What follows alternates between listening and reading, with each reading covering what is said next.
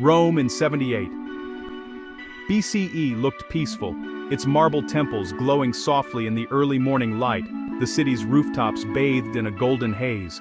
On the surface, life seemed to continue as it always had. Merchants opened their stalls, children played in the narrow alleys, and the distant hum of the Forum echoed through the streets. But beneath this calm exterior, a deep unease simmered. The people of Rome, from the humblest citizen to the most powerful senator, felt the tension in the air. Whispers of uncertainty and fear passed through the crowds, and every glance over the shoulder betrayed a city on edge. Sulla, the ruthless general who had once torn Rome apart with civil war, had stepped down from power. He left behind a republic that, while outwardly restored, was deeply scarred and fragile. His presence lingered like a ghost, a reminder of the violence that had so recently gripped the city. The old ways, debate, law, tradition, had been shattered, their authority undermined by bloodshed and force. The Senate, once the heart of Roman politics, was now a place of bitter arguments and broken trust. Now, everyone understood that it was not words or laws, but armies and generals that truly decided Rome's fate. The clatter of soldiers' boots on the cobblestones was a constant reminder of where real power lay. Sulla's lesson was clear. A general with the unwavering loyalty of his soldiers could seize control of the state, bending the republic to his will. The sword, not the Senate, had become the ultimate authority.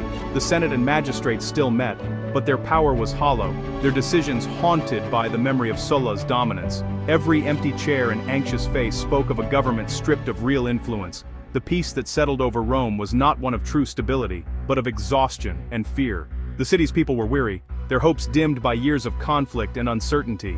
The problems that had fueled Sulla's rise, deep inequality, landless veterans desperate for reward, and the unchecked ambition of young men hungry for power, remained unresolved. In fact, many of these issues had only grown worse, festering beneath the surface. Sulla had shown everyone that the path to power ran not through the Senate's debates, but through the loyalty of an army.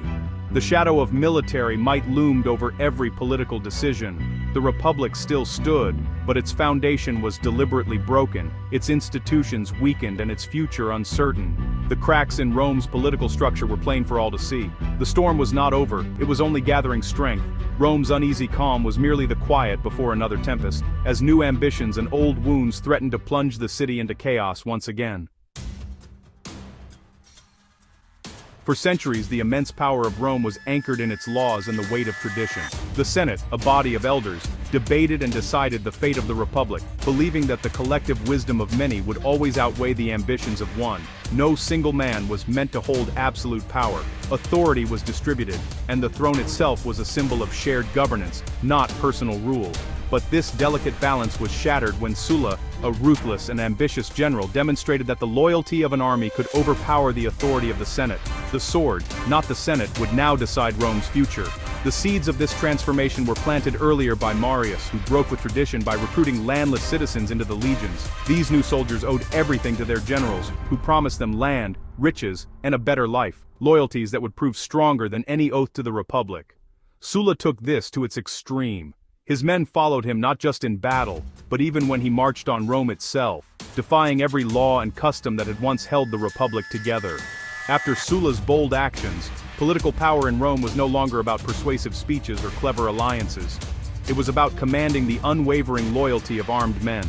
The Senate's decrees, once the highest law, could now be ignored or trampled underfoot, if a general chose to do so. The voice of the people was drowned out by the march of boots. The old balance of power was destroyed. Generals became kingmakers, and sometimes even kings in all but name, deciding who would rule and who would fall. The state no longer held sway over its armies. Instead, those who commanded the legions now dictated the fate of the state itself, turning the Republic into a prize for the strongest. Laws, once sacred, became mere words, secondary to the ever-present threat of violence. The Senate's authority was enforced only as long as it was backed by force. Tradition and consensus, the foundations of Roman society, faded into memory. Now true power grew from the end of a spear. Sulla's revolution had set a precedent that could never be undone. Rome had entered a new era, the age of the warlord, where might made right, and the Republic's fate would be decided on the battlefield, not in the Senate. Sulla's true legacy was the generation that followed him. Pompey, Crassus, and Caesar each learned from Sulla's example, but took different lessons. Pompey used military glory to gain power, craving both the Senate's approval and the leverage of an army. Crassus saw that immense wealth could buy influence, armies, and political control. Caesar combined both approaches, building a loyal army, amassing wealth, and winning the people's support. Unlike Sulla, Caesar understood that once you seized power, there was no going back. Sulla opened the door to dictatorship. Caesar would walk through it and lock it behind him. The Republic's fate was now in the hands of men who saw Sulla's path as a blueprint. The struggle for Rome's future would be fought by Sulla's students. Sulla tried to fix the Republic by rewriting its constitution, restoring the Senate's power, and weakening the tribunes. He filled the Senate with his supporters and imposed strict rules to prevent another strongman. But his reforms were built on violence and enforced by his army. The contradiction was fatal.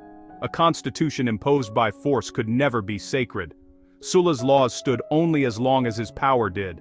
Once he was gone, his reforms quickly unraveled. The politicians he suppressed reclaimed their power and the old rivalries returned. Sulla's attempt to legislate against ambition only proved that laws could be made and unmade by force. Sulla's most shocking act was not his conquests or his cruelty, but his resignation from absolute power, a move that stunned Rome and the world. After seizing control of Rome through force and fear, Sulla did the unthinkable.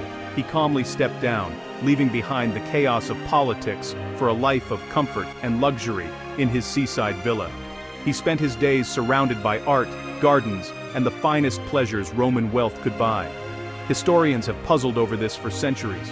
Why would a ruthless warlord, who had fought so hard for power, simply walk away? Was it exhaustion, a sense of accomplishment, or something deeper? Sulla himself claimed he had saved the Republic from its enemies. By relinquishing power, he believed he was setting a noble example, showing that even the most powerful man could respect Rome's ancient traditions and step aside voluntarily. But Sulla's resignation had an unintended, dangerous effect. It made dictatorship seem like a practical, even temporary political tool, something that could be used and then discarded at will. Sulla demonstrated that a man could seize power, reshape the state to his will, and then retire unpunished, enjoying the spoils of victory without fear of retribution. This set a powerful precedent for future strongmen. Now, ambitious generals saw a new path: build a loyal army, take control of Rome, and perhaps even step down on your own terms, with your legacy and fortune intact. Sulla's act, intended to reinforce the old traditions, instead normalized the suspension of the Republic's laws. The idea that one man could override the system became part of Roman political life. The office of dictator, once a last resort in times of crisis, became a stepping stone, a career move for the bold and the ruthless, rather than a monstrous crime against the state. For men like Julius Caesar, Sulla's career was more than a cautionary tale. It was a roadmap, a guide to power and its possibilities, showing exactly how far one could go, and what might be possible for those daring enough to follow. The Republic would never be the same. Sulla's walk into retirement marked the beginning of the end for Rome's ancient freedoms and the dawn of a new, more dangerous era. Sulla's march on Rome set the pattern for the next 40 years. Every crisis replayed his drama, pushing the Republic closer to collapse. Pompey, after his victories, tried to work with the Senate, but was rebuffed, teaching future generals that negotiation was pointless. This led to the first triumvirate. Pompey, Crassus, and Caesar bypassed the Senate, ruling as a private committee. The Republic's institutions were powerless against their combined might. When the triumvirate fell, only Pompey and Caesar remained. The Senate, fearing Caesar, ordered him to surrender his command. Caesar, remembering Sulla's success, chose force over obedience. Crossing the Rubicon, he followed Sulla's precedent to its logical end. The Republic's fate was sealed by the example Sulla had set. The Republic was held together by unwritten rules. No armies in Rome, no violence in politics, respect for the Senate. Sulla shattered all of these, proving that the rules could be broken with impunity. After him, political violence became routine. Street gangs and intimidation replaced debate. Rule-breaking became a vicious cycle. Each new violation justified the next. Extraordinary commands, armies and politics, and intimidation became the norm. The Republic spiraled into paranoia and ambition. its institutions rotting from within. The fall was not a single event, but a process of eroding norms. Sulla taught Rome that power mattered more than law. By Caesar's time, the only question was who had the strongest army. Sulla had answered it decades before. The Republic's end was set in motion by his example. We remember Caesar as the man who ended the Republic, but Sulla cast the longer shadow. Sulla's true legacy was not his victories or laws, but the new political language he taught Rome, where force replaced tradition. He showed that one man with an army could sweep away the entire constitutional order. Every act of violence and defiance in the late Republic echoed Sulla's example. He tried to save the Republic with dictatorial power, but only proved that such power could not be contained. His successors remembered his march on Rome, not his resignation. Sulla's methods poisoned the roots of the Republic. Once the rules were broken, they could not be repaired. The Republic did not fall because of Caesar alone, but because it lived for decades in Sulla's shadow. In the end, only power remained.